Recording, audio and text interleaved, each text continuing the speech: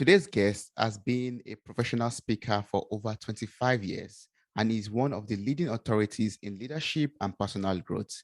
He is an ACC-certified coach with the International Coaching Federation, as well as a master trainer and a member of the National Speakers Association.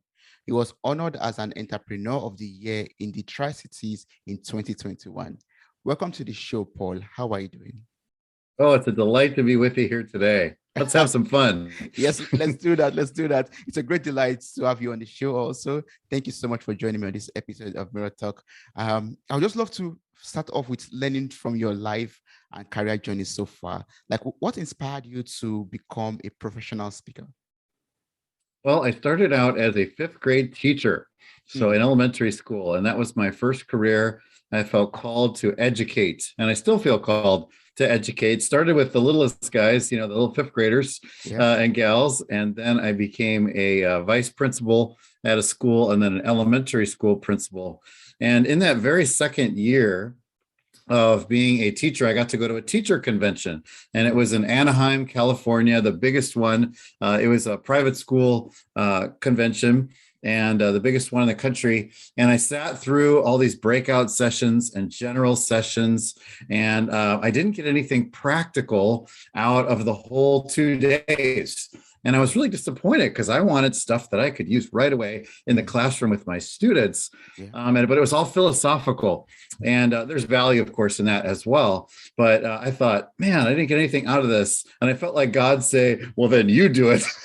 So I decided the next year that I would put my name in to do a breakout seminar on fun review games for the classroom, like how to show if you're learning, but making it fun. And I had 35 people in my little seminar, and I loved it. It was so much fun to give practical tips to other teachers. And that started my speaking journey. I did that every year. It expanded to 7 different regions in the United States. And I had to keep developing new seminars. And so that is what started my journey on the speaking side of things. Wow, that's so wonderful. And then you went into, this leadership journey and also personal development journey too. How did that come about? How did you, dive into the world of personal development and leadership? Yeah, on the personal leadership, I think there's just something inside of me that wants to grow. It's one of my 3 core values: my faith, my family, and then growth is my other one. And I just have this compelling need to keep growing in all areas of my life. So I don't know. I think God put it in me, but it's just this, I want to keep moving forward in all of the different areas of my life. So I named my business Growing Forward Services because not only do I want to keep growing forward, but I want to help all the people I meet grow forward. So I think that's what started the personal development journey. The leadership journey, I remember interviewing for a job coming out of being a school principal and having an interview committee ask me, so do you read a lot of leadership books? And I was about 30 years old.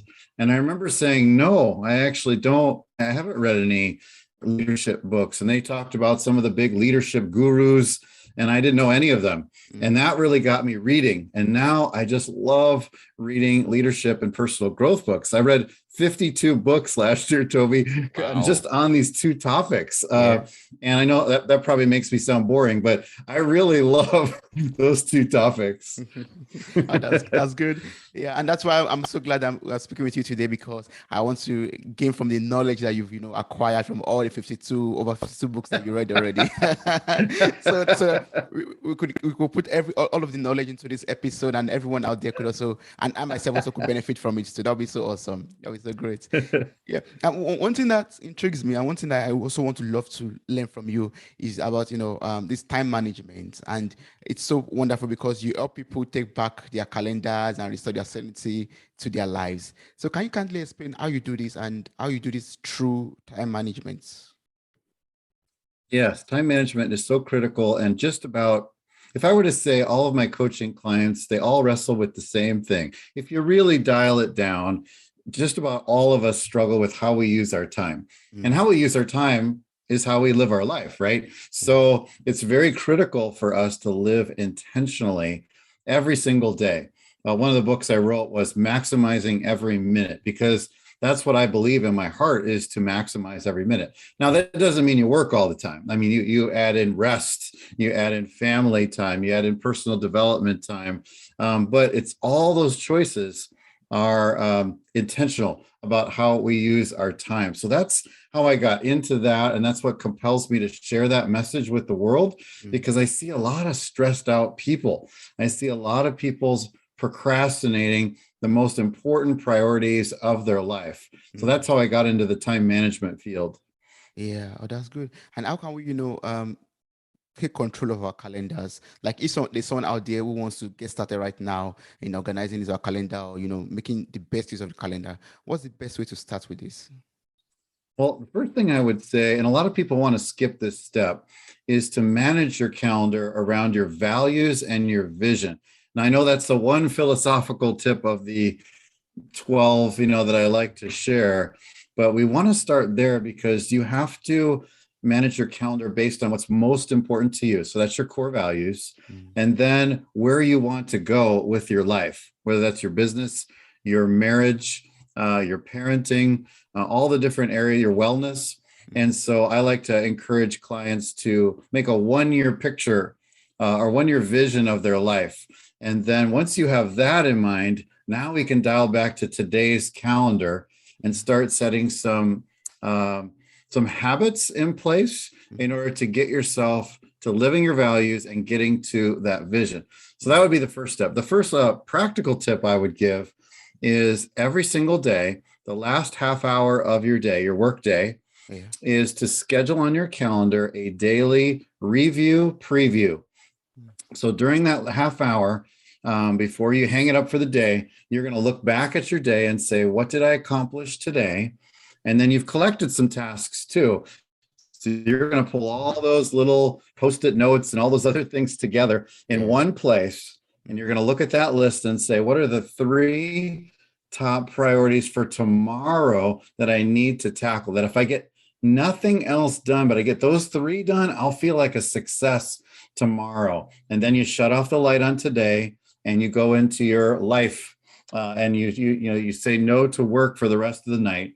Tomorrow you get at it and you try to attack those priorities the first thing in the morning and get those checked off. And this is going to start you out on a really great success productivity for the rest of the day. That's good.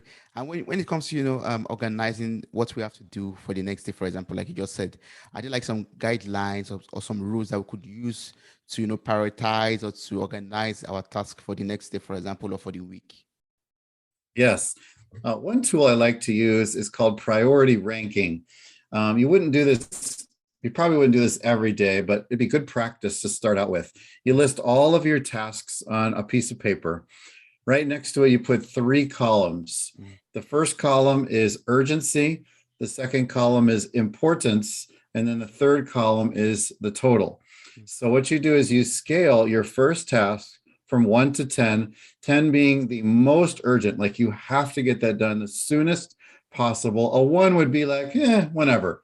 I got to do it, but it's not that urgent to get it done. Then you score that same task on importance.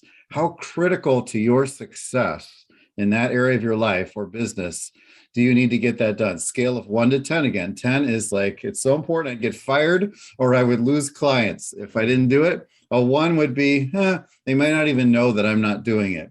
Then you multiply those 2 scores together and you get the total. So you do that with each one of those main things on your to-do list, and you'll come up with some scores off to the right. There would be some hundreds, like it's a 10 and a 10, and there'd be some really low scores, maybe some 1s on there. What that's going to show, Toby, is what things are truly top priority that you need to tackle first by re-ranking now by those scores. And then those become your big 3. Now, I don't have a lot of clients that do this like every day. Like that would take a lot of work to have to score that up every day. But if you do it a few times, you start then doing it automatically and your brain starts to prioritize for you.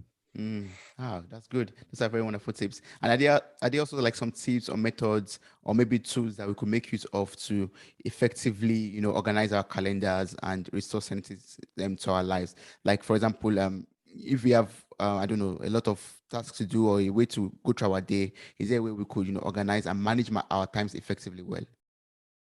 Yes, sir. The thing that revolutionized my personal time management, and I would say it tripled my productivity, is called time blocking. A lot of the other time management gurus in the world like to talk about time blocking.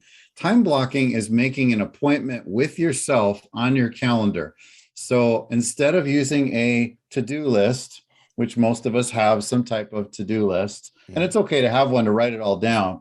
But what I found is I looked at that, I'm like, this is an I don't want to do list. Like, I don't want to do those things. They all Yeah. look hard. And I look for the easy one to cross off, right, and get it done. Mhm. But the big ones are still on there.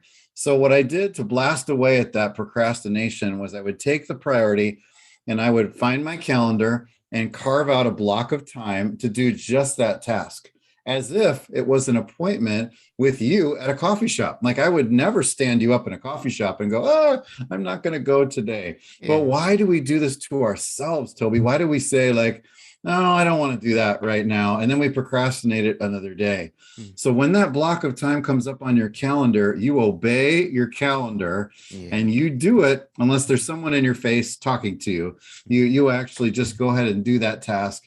It Mhm. feels great to honor that commitment with yourself, Mhm. and you'll get those big three priorities done better than you ever have before. Yeah, oh, that's good. Well, and Paul, I'd love to know, like, what led you to your, study of the best practices in time management? What made you go deep into the, findings and the research of the best practices for time management?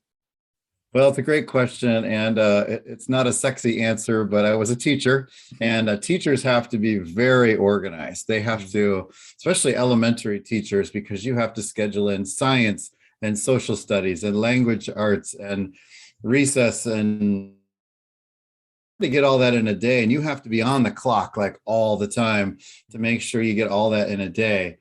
And then I walked into my boss's office, who was the principal of the school, and I said, it looked like a bomb went off in his office. I mean, it was just like disorganized. There's piles this, 2 feet high Mm. and papers strewn everywhere. We've all been there where our desks look like that. And I said, can I help you organize that? Yeah, Because organizers, we love to help organize everybody else too. that's true. And so it's sort of a curse. And he said, yeah, I'm going to a conference. You go ahead and organize this however you want. And I'll be looking forward to that when I get back. So Mm. I put everything in piles. There was memos back then and things to read and budget things and other stuff. And some I just tossed in the garbage because it was outdated. Mhm. But in that to read pile was a thing called the Organized Executive. It was a pamphlet that had just 4 pages of time management tips. And this was way back in the early 1990s. And I loved that pamphlet. And he said, you can have it. And so I started implementing one at a time the time management principles in that pamphlet until I tried things that worked and didn't work, until I had 40 or 50 ideas. And I thought, what if other people could benefit from what I'm learning? And that's what got me started. Mm. Oh, I love that. That's so good. Thanks for sharing that. And looking back into your story or what you shared already about you being working in the high school, for example, being an high school principal, for example, and also now what you do as an entrepreneur and a leader, and a speaker and a podcaster also, and that adding all of that to the mix of time blocking also. I would love to ask this question. Sometimes when we block times for ourselves, from what I've understood from what you explained, when we block times for ourselves to say, okay, at this time I'm going to do this particular task, but then other things come into play. For example, you're a father to you're also a husband to your beautiful wife also, and then there are other tasks that come from her or from your children or from work also, and you have to block time for them. And when this time, blocks conflict each other, what do you do when you have to do something between 7 and 9 p.m. for yourself, and your wife also has to do something between 7 and 9 p.m. that involves you also? What do you do? Well, it's always other people first. That's what I believe. Like, I'm going to prioritize the needs of my family over my own, but for those random times, right? Mm. For the most of the time, I'm going to honor that time with myself, my personal wellness time. But there are those occasions, like you just described, where there are two of them in conflict. I'm always going to prioritize someone else's need over my want that I want to do at that moment. Mm. Then what I have to do though, when I say yes to changing the plan, Mm-hmm. because I'm a big plan guy, then I have to go back to my calendar and move that block to the earliest block that I have open in my week. Because if I don't, then it falls off the radar Yeah. screen, right? And then I wake up 3 days later and go in the shower like, oh no, I forgot to do that thing. It got bumped Yeah. off my calendar. So I Yeah. have to then move that block to somewhere else so I don't forget about it. I love that. Thank you so much. That means we always, I mean, whenever we have to, change our plans, we have to look for an alternative date or time block for that, for or time slot for that, block of tasks we want to do. Yes. Yes, yes. That's good. You work with a lot of clients, and what I would love just to know, what are some of the common traits that you find among them? What are the common frustrations, the common lessons or common problems that they have when it comes to time management? Yes, they really have. They would say that they would have too much to do for the amount of time that they have. Mm, Now, a lot of the time, that is actually a true statement. They have too many tasks for the blocks of time that they have in their calendar. So, in those situations, first of all, I would give them these habits to try first. But if they're unsuccessful at still getting their priorities taken care of, they're going to have to try some other strategies. Delegation is very difficult for leaders, for a lot of leaders to do because they feel like, oh, I don't want to bother somebody else. mm, They got a lot on their plate too. Or, you know what, this is just easier for me to do myself and bang it out than it is to delegate to somebody else. So mm. I really try to work with them to increase their delegation. Not only will it get stuff off of their plate, but it will develop this other person and increase their skill level, their ability to handle problems when the leader isn't around themselves. So that whole too much to do thing is a biggie. Also, the lack of just calendaring intentionally, like we've been talking about, people are reactive. They just are putting out fires all day long. And they get to the end of the day and they're exhausted because the calendar has run them. They didn't run their calendar. So Yeah. all that putting out of fires is exhausting. And I try to help them like go upstream and figure out, okay, what happened there? Why do you keep having to put out fires? Is there a system that needs to be created? Or is there something you can offload to someone else so that this doesn't happen again? So those are two big problems: lack of delegation and being reactive in how they use their time. Yeah. And do you have like ways of solving the problem of delegation? Like when there are people, the people out there that they believe that, for instance, that people that believe that, okay, I can do this, I'm the only one that's in the capacity to correctly do this task or this number of tasks. And then, it becomes so overwhelming because there are a lot of tasks to be done and they seem to be equally important. And when you're prioritizing them, they seem to be on the same level of priority also. But then you are thinking about delegating and okay, this is the problem of delegating, but I don't know how to solve this problem of delegating when I don't know who to delegate it to. Yes, that's a very common problem that you bring up there.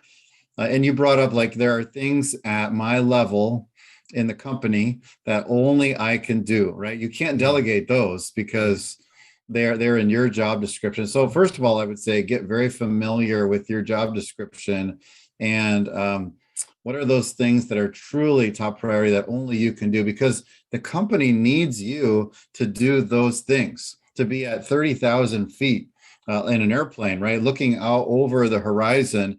They don't need you down on the tarmac, doing the smaller jobs that pretty much anyone in the company could do if they were trained well enough to Yeah. do it. So I would say familiarize yourself with your job description and what are the most important things for you. But now you're right. There are going to be like these equal tasks that I've got to do all of these things. Mm. And so what I would say is put those on a whiteboard, like literally write down the main things that you have to do, the projects and the commitments that you have in leadership, Yeah. and then start breaking those into pieces. Chip away at the big task and say, what piece of this task can I give away? to someone on my team that might be hungry for learning a new skill or has the margin in their calendar to be able to receive that. And they also just want to be helpful in the company. Just give them a piece. If they're successful with the piece, then you give them a bigger piece of that project or another one, until over time they might be able to replace you in that project. Yeah, oh, that's good advice. Thank you so much for sharing that. Yeah, yes. So I'd love to ask a question that regards to consistency and time management also, or delegation also in this case too. Sometimes we start out with delegating tasks, or we start out with managing our time effectively, and it's all sweet and rosy for the first week, second week, and before we know it, when we look back 1 month, it's like something just went off the radar. We are back to where we were 3 weeks ago before starting time management. So how do we stay consistent with these time management skills? How do we make it an habit or a lifestyle basically, so that we could effectively manage our time all through without falling off the radar or stopping it? Yes. And that's very true, because we're human. We're going to mess up. We are going to fall off the wagon once in a while on this, because time management, just like any other personal development habit, takes discipline, self-discipline. I had one guy raise his hand in one of my seminars, and he said, Paul, all this is well and good, but really time management comes down to self-discipline, right? And I said, yes. And we all laughed, which means we're going to run out of willpower every now and then, and we're going to go back to our old ways. So I think one way to answer that question is to make sure that your big why. The Simon Sinek Start With Why book is really critical. You have to say, like, I am tired of being overwhelmed. I am tired of procrastinating. I am tired of not getting my priorities done and always running behind or being late with my deliverables, right? There has to be a big enough, and those are all the avoiding pain motivations, right? Like, I don't want any of those things. Then you got to maybe find some whys that are more positive. Like, I want to be at peace in my soul. Like, I want to work at a sustainable pace. I want to get ahead of the vision for my company. I want my family to be happy with me and not be grumbling that I'm working again because I couldn't keep up with the pace. So there has to be a big enough why to overcome the excuses of getting off of these time management systems. So that would be number one. The second thing I would answer your question with, Toby, is do a weekly review, just like I taught the daily review. A weekly review allows you to go 7 days. You're never going to go more than 7 days without getting back on track. If you have the weekly review, unless you recap the week and look ahead at next week and see what are your big priorities then. At that moment, usually it hits you like, all right, I'm off the wagon. I didn't do what I said I was going to do, but hey, come hell or high water, I'm going to get back on that next week. And I'm not going to let another 7 days go by going back to my old default ways. Oh, that's good. Yes. So a weekly review is very important. Yes. Yes. I find that. Yeah. Work on that. So I would love to talk about your podcast. You have this awesome podcast called the Grow Forward Today podcast. And on this podcast, you inspire us with practical mindsets, tool sets, and skill sets to grow forward on our personal leadership development journeys. So would you love to share more about this podcast? We'd love to tell us the story behind. Why did you start the podcast? Well, I started a local podcast here in my area in the state of Washington. So we're in southeastern Washington state here in the US. And it's a local one because I wanted to promote local leadership and see who is making a difference in our community. And then hopefully to get some local sponsors that would like to sponsor it, because then it would be heard by the local community and they would get their message out. So that was when I started that. And I'm close to 100 episodes on the local podcast. But then I thought, in order to spread this good stuff, just like you are, spreading value added tips and concepts and principles, I'm going to have to go a little bit more national or international. And the only way to do that is I'm going to have to now broaden my audience with a national podcast. And so that is the motivation for doing that.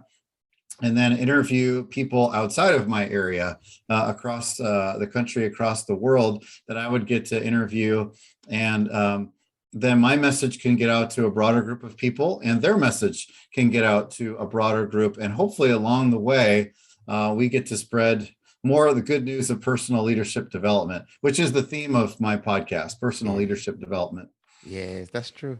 And when you talk about leaders and leadership, what's your definition of a great leader or a great personal leader? What would that be? Oh yeah, I've come up with my own little leadership definition. I've got it up on my wall here. Yeah. It is inspiring, intentionally developed teams to achieve transformational visions. Mm. So each one of those words is carefully chosen. Inspiring, because I don't think leadership is banging people over the head, and trying to get them to do something, right? You want to inspire them to do something. Mm. Intentionally developed teams, I really believe that leaders get things done through other people. They don't, it's not how much they can get done themselves, it's how much they can empower others. So intentionally develop means you've got to hire well, through interviewing and onboarding and development, and training of your people. And then to achieve transformational vision, I think a leader's important. All leaders must have a big, compelling vision for their organization. The companies that don't have that, the people are bumping into each other and they don't know what they're doing. And a lot of people leave if they don't know where they're going. So vision is critical, and not just any vision, not a vanilla vision, but a transformational vision, Okay. something that makes people go, wow, I want to pursue that.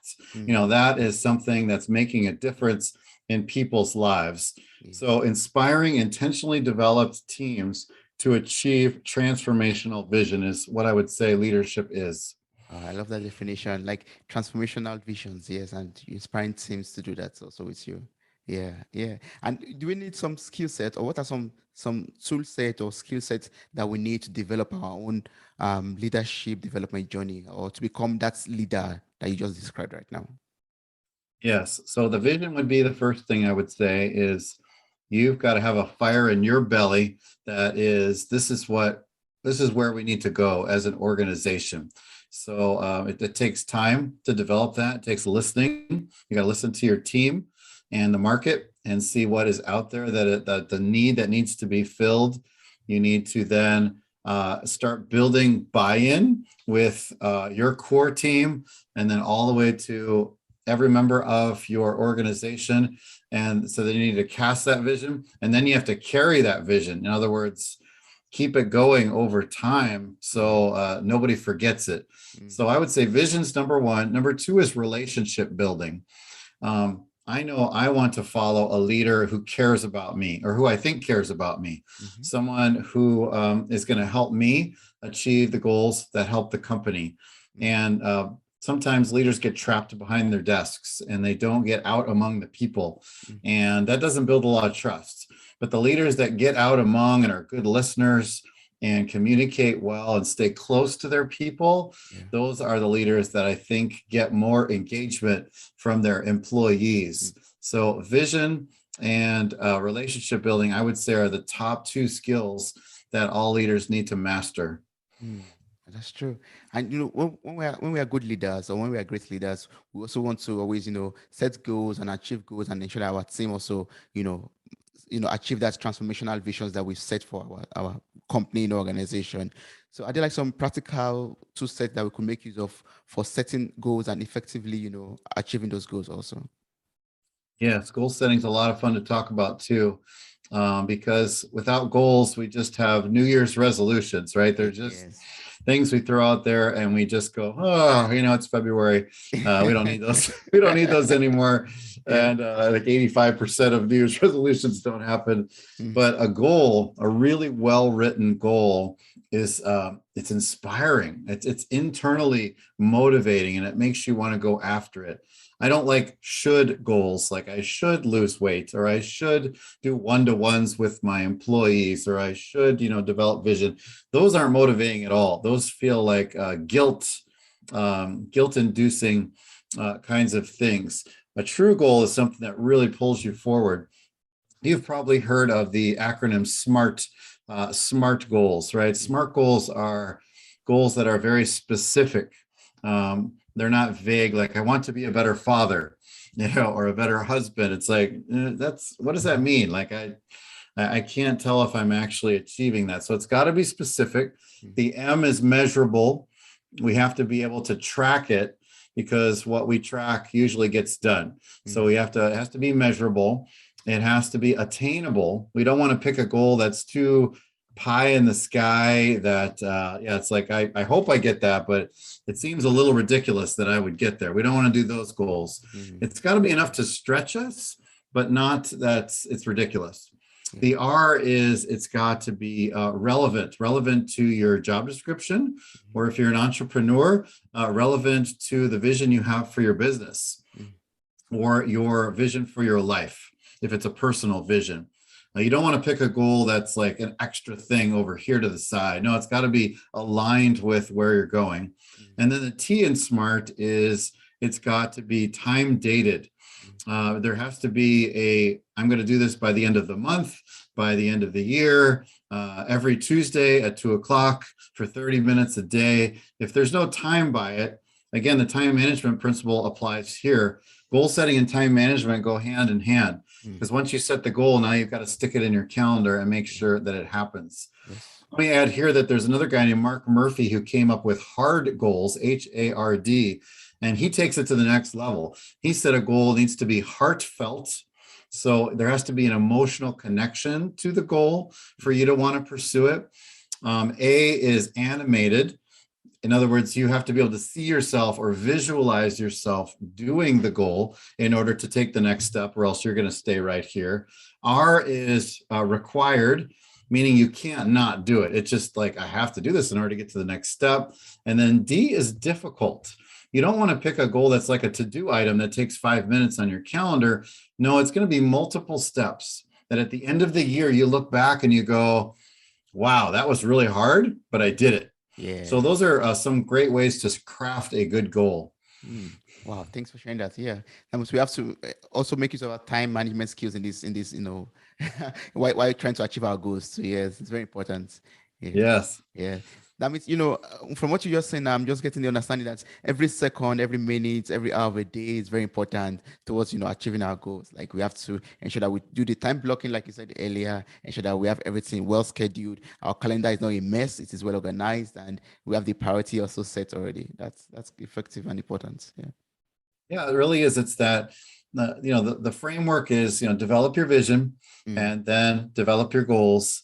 And then you're going to time manage according to those goals. And then you're going to review to make sure nothing falls off the radar. If that was a framework that you could picture in your mind, that's how you're going to live an intentional life. And are there like some personal tools that you have developed, throughout your life journey or career journey that the listeners or I myself could make use of to effectively become better in our time management or leadership development skills, journey and skills? Yes. So I have written 5 books. They're just little books. The average person reads 1 book a year, and I'm like, no way, 1 book a year. But so I write little books that are like less than 100 pages. There are 3 books on leadership: leading the team you've always wanted. Those are inspirational actions to shape your group into a team. Leading with supervision. So that's how to craft, cast, and carry a compelling vision. And then my newest one is leading through the dark waters of conflict, because we all have to have those hard conversations. On the personal growth side of things, I wrote one called the static cling principle, which is mindsets that you need to attach to your life and ones you need to pull off of your life because they're not serving you. And then my time management book, Maximizing Every Minute, has a whole bunch of these strategies in there that I've learned over the years. And Toby, I would love to offer your listeners a free gift too.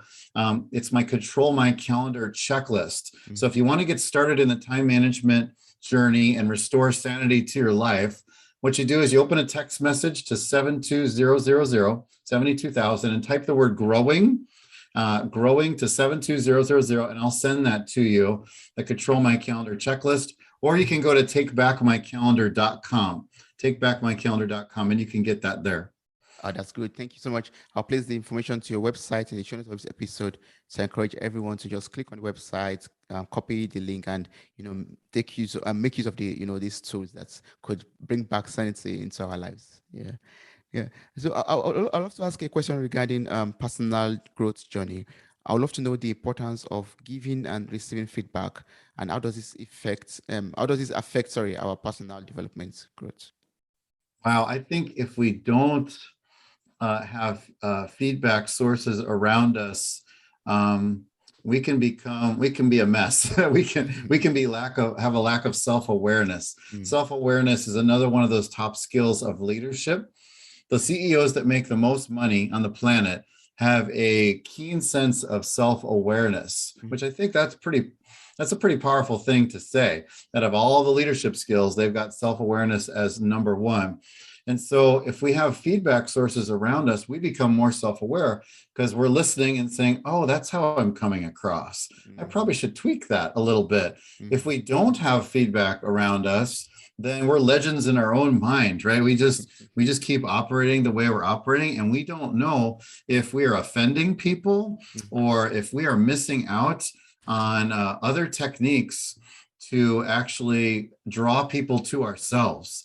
So I would say you've got to be a part of a mastermind group or hire a coach or get with your core team at work and say, you got to shoot straight with me, everybody.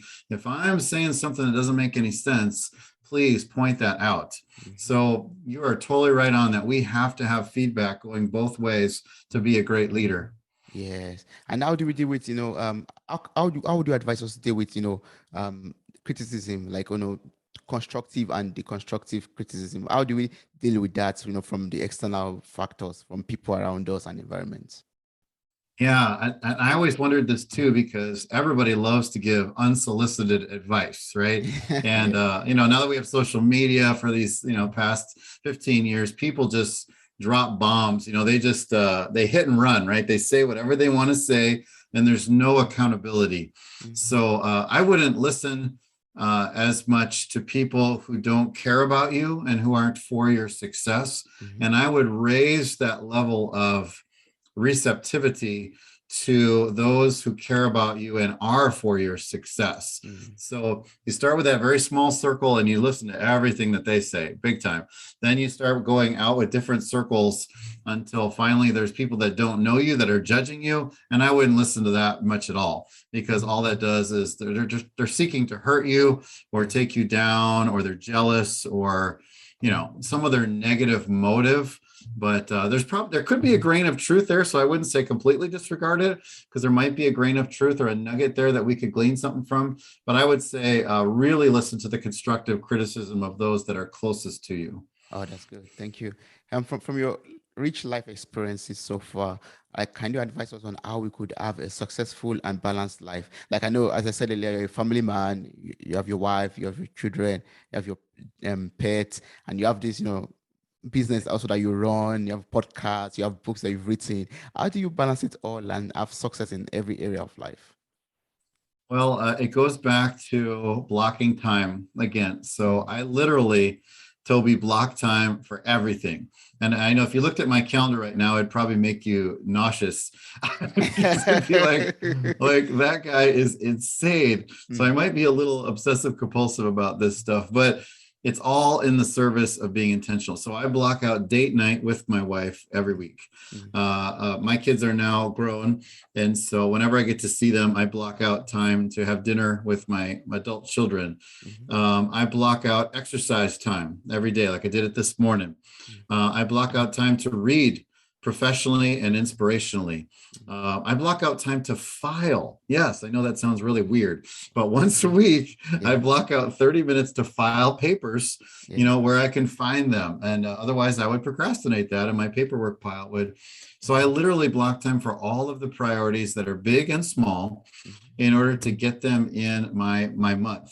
And then they do a monthly review. So I already talked about a daily review, right? And then a weekly Yes. review. The Yeah. monthly review for me is, I'm so excited because I get to do it on Saturday, where I block out hours of time once a month.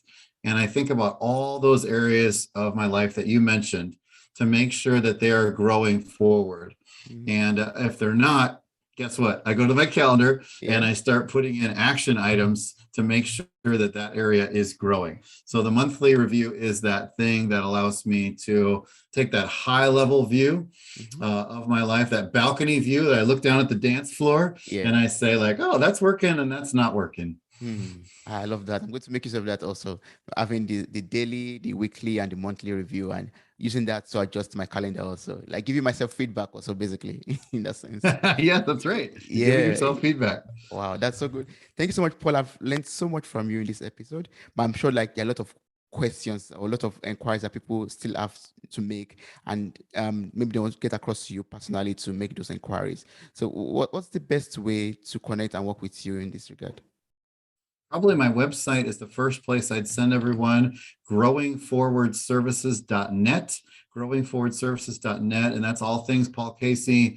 And of course, I'm on the social medias as well, Paul D. Casey on LinkedIn, and Growing Forward Services on pretty much everything else, Facebook and Instagram and Pinterest and all those other places. So Growing Forward Services or Paul D. Casey. Okay, see, thank you so much, Paul. I really appreciate this wonderful moment I've shared with you. I thank you so much for teaching me so much about time management skills, personal leadership skills also, and how we could live a successful and balanced life all through. Thank you so much. I really appreciate this. Thank you, Toby. Keep growing forward, everyone. Yeah, thank you so much.